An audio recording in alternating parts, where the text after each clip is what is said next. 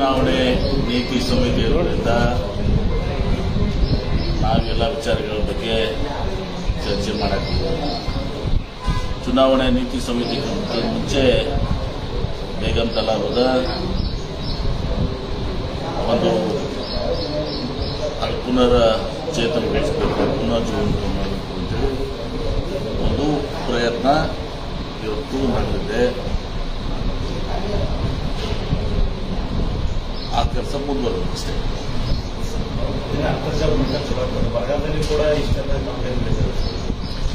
ನಾನೀಗ ಏನು ಮಾತಾಡೋದು, ಯಾಕಂದ್ರೆ ನೀತಿ ಸಮಿತಿ ಇರೋದು ಚುನಾವಣೆ ನೀತಿ ಸಮಿತಿ ಮುಂಚಿತವಾಗಿಯೇ ಅದು ನಾನು ಖುದ್ದಾಗಿ ಹೋಗಿ ವಿಸಿಟ್ ಮಾಡಿ ಸೂಪರ್ವೈಸ್ ಮಾಡಿ ಅದೆಲ್ಲನೂ ಕೂಡ ಏನು ಆದಿಲ್ಶಾಹಿ ಕಾಲದ ಏನು ಗತ ವೈಭವದ ಕುಡಿಯುವ ನೀರಿನ ಯೋಜನೆ ಇತ್ತು.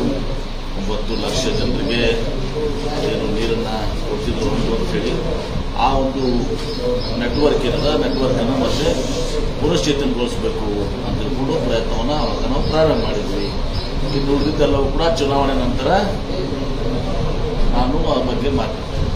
ಸರ್, ಈಗ ಧಾರವಾಡ ಲೋಕಸಭಾ ಕ್ಷೇತ್ರದ ಅಭ್ಯರ್ಥಿ ಬಿಜೆಪಿ ಅಭ್ಯರ್ಥಿ ವಿಚಾರವಾಗಿ ಒಂದು ಸಮಸ್ಯೆ ಇತ್ತು. ಏನಂದ್ರೆ ಅಖಿಲ ಭಾರತ ವೀರಶೈವ ಮಹಾಸಭಾ ಧಾರವಾಡ ಜಿಲ್ಲಾಧ್ಯಕ್ಷ ಜೋಶಿ ಅವರಿಗೆ ಬೆಂಬಲ ಕೊಡಲು ಒಂದು ಕಡೆ ಹೇಳ್ತಾರೆ.